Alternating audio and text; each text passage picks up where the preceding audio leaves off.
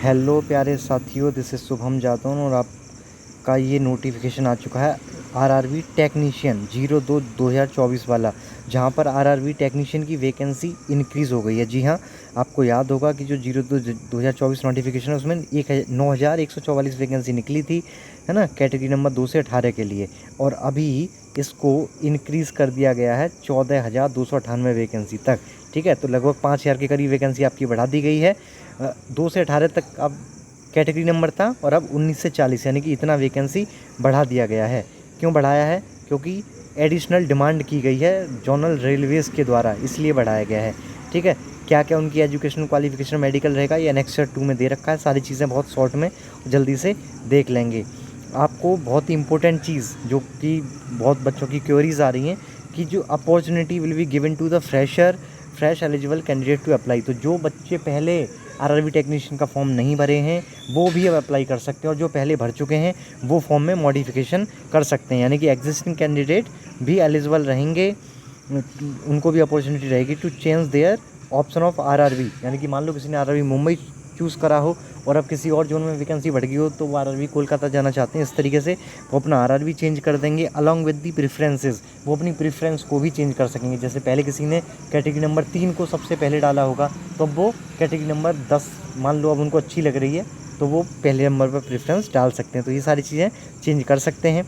Existing और new candidate दोनों ही candidate 2 अक्टूबर से लेकर 16 अक्टूबर तक यानी कि 10 दिन तक इस काम को, इस प्रक्रिया को कर सकते हैं। ठीक है, इस टाइम पीरियड में भी अगर आप नहीं कर पाते हैं तो मॉडिफिकेशन विंडो भी आपके लिए खोली जाएगी 17 से लेकर 21 अक्टूबर तक। लेकिन उसके लिए आपको 250 रुपये हर एक ईच मॉडिफिकेशन के लिए आपको पे करना पड़ेगा। तो मैं तो कहूँगा भैया कि 2 अक्टूबर से 16 अक्टूबर के बीच में ही इस काम को निपटा देना। अगर आपको आरआरबी टेक्नीशियन बनना है, अगर आप एजुकेशनल क्वालिफिकेशन जो मांगी गई है वो रखते हैं कि नहीं, क्या मांगी गई है, क्या डिप्लोमा बीटेक एलिजिबल है, ये सारी चीज़ें देख लेंगे। कोई दिक्कत है तो यहाँ पर या हमारे यूट्यूब चैनल के कमेंट बॉक्स में कमेंट कर सकते हैं। आज का अभी का नोटिफिकेशन है, ऑफिशियल नोटिफिकेशन है।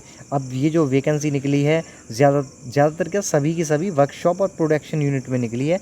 इन वाले जोनल रेलवेज़ ने ही डिमांड रखी है कि हमको इतने इतने टेक्नीशियंस की और एक्स्ट्रा ज़रूरत है ना, एक्स्ट्रा डिमांड है तो हमको दे दीजिए। अब क्या डिप्लोमा बीटेक एलिजिबल हैं तो मिनिमम एजुकेशन क्वालिफिकेशन फटाफट से देख लेते हैं। मल्टीकुलेशन का मतलब होता है हाई स्कूल प्लस आईटीआई, तो यहाँ पर आईटीआई मांग लिया है। ठीक है, 10, और अगर आपके पास 10+2 है मैथ और फिजिक्स के साथ तब भी आप ये जो कौन सी है कैटेगरी नंबर 19 वाली है ना, टेली कम्युनिकेशन वाली, इसमें आप अप्लाई कर सकते हैं। सारी की सारी पोस्ट लेवल 2 के सारी की सारी। ठीक है, और मेडिकल स्टैंडर्ड 1-2 को छोड़ के सबका C1 है। C1 का मतलब यह है कि आप चश्मा है नहीं है, कितना भी कितना भी हाई पावर का है, कितनी भी गिरी हुई आंखें हैं, ठीक है, नाइट है, कलर ब्लाइंडनेस है, कोई फ़र्क नहीं पड़ने वाला। C1 का मतलब ये होता है।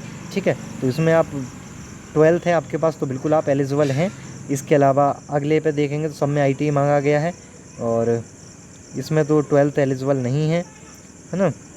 और यहाँ पर भी अप्रेंटिस मांगा गया है तो यहाँ पर भी नहीं है एलिजिबल, और इसमें भी एलिजिबल नहीं है, और इस वाले में भी एलिजिबल नहीं है। सिर्फ ITI और ITI, या फिर आपके पास अप्रेंटिस वाला वो जो कौन सा करते हैं अप्रेंटिस एक्ट के थ्रू जो अप्रेंटिस ट्रेनिंग आप होते हैं वो हो, या ITI हो।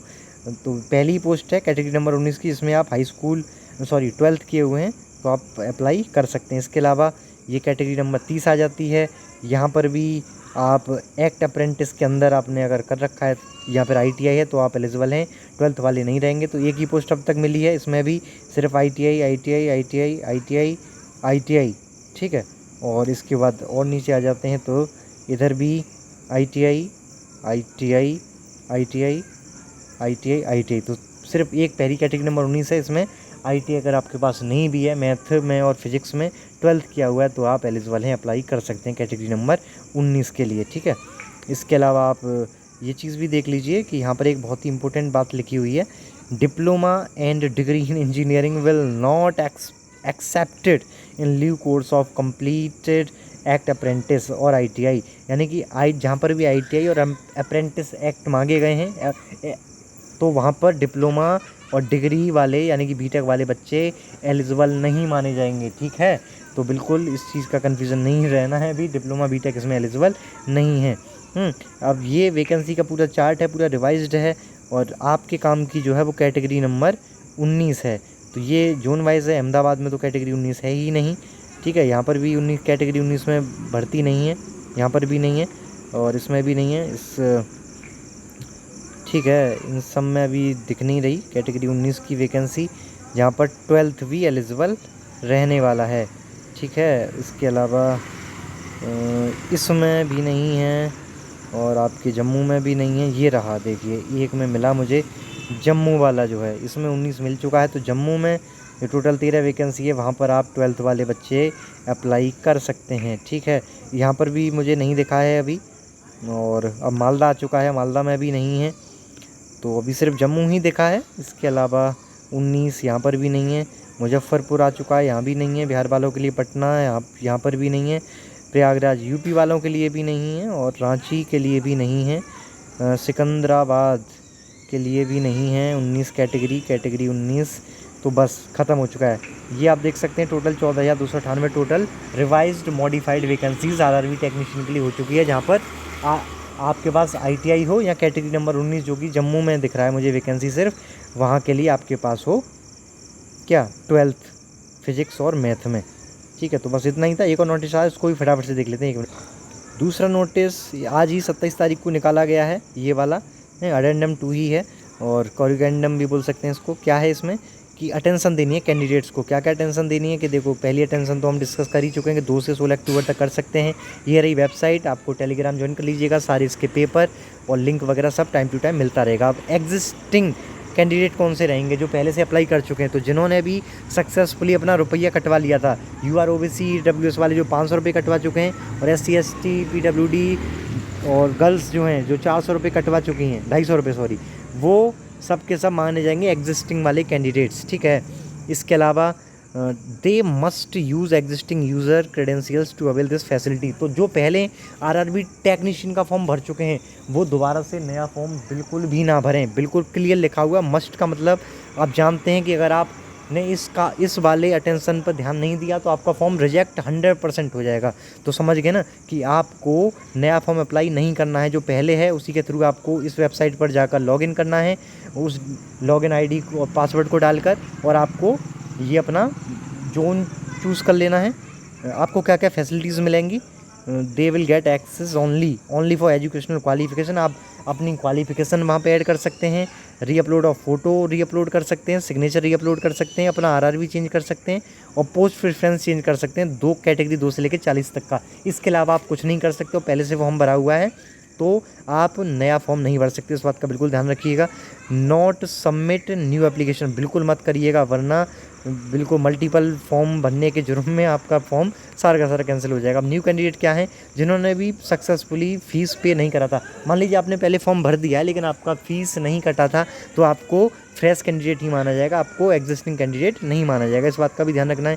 इसके अलावा एक इंपॉर्टेंट चीज़ यहाँ पर ये लिखी हुई है, न्यू कैंडिडेट भी 2 से लेकर 40 कैटेगरी तक के लिए अप्लाई कर सकते हैं। तो सारी बातें, सारे डाउट आपके लिए क्लियर हो गए होंगे। मॉडिफिकेशन जो रहेगा 4 दिन का 250 रुपये देकर करना पड़ेगा। हर एक मॉडिफिकेशन के आप कितने भी मॉडिफिकेशन कर सकते हैं, लेकिन हर एक मॉडिफिकेशन के लिए आपको 250 रुपये देना पड़ेगा। 4 दिन तक अवेलेबल रहेगी फैसिलिटी, 17 से लेकर 21 अक्टूबर तक। फॉर एग्जिस्टिंग कैंडिडेट आप लिमिटेड रहेंगे, अपनी एजुकेशनल क्वालिफिकेशन चेंज कर सकते हैं, जोन चेंज कर सकते हैं, जैसे कि मुंबई से कोलकाता और कोलकाता से मालदा जा सकते हैं, इस टाइप का है ना, यूपी प्रयागराज से पटना, इस तरीके से जा सकते हैं। अपनी प्रेफरेंस चेंज कर सकते हैं, और फ़ोटो और सिग्नेचर, इसके अलावा आप कुछ भी नहीं कर सकते, करना भी नहीं, ठीक है। और कोई आपका डाटा नहीं माना जाएगा। और फ़ोटो एक बहुत ही इंपॉर्टेंट चीज़ है, फ़ोटो में आपने गलती करी तो भी आपका फॉर्म रिजेक्ट होने के बहुत ज़्यादा चांस बढ़ जाएंगे। तो फ़ोटो में भी अपलोड करने में गलती नहीं करनी है। नोटिफिकेशन जो निकला है टेक्नीशियन का, उसका पैरा नंबर जो 14 का D1 है और 16 का A2 है, इसको ज़रूर पढ़ लीजिएगा। वही सारी चीज़ें, चश्मा मत पहनो, कि कैप मत लगाओ, आपका चेहरा क्लियर दिखे, कान देखें, इस तरीके से है, ठीक है। तो बस इतना ही है, ये बिल्कुल आज का नोटिफिकेशन है। उम्मीद है सारे डाउट क्लियर हो गएंगे। इस वीडियो में इतना ही। This was Shubham Jadhav, thank you.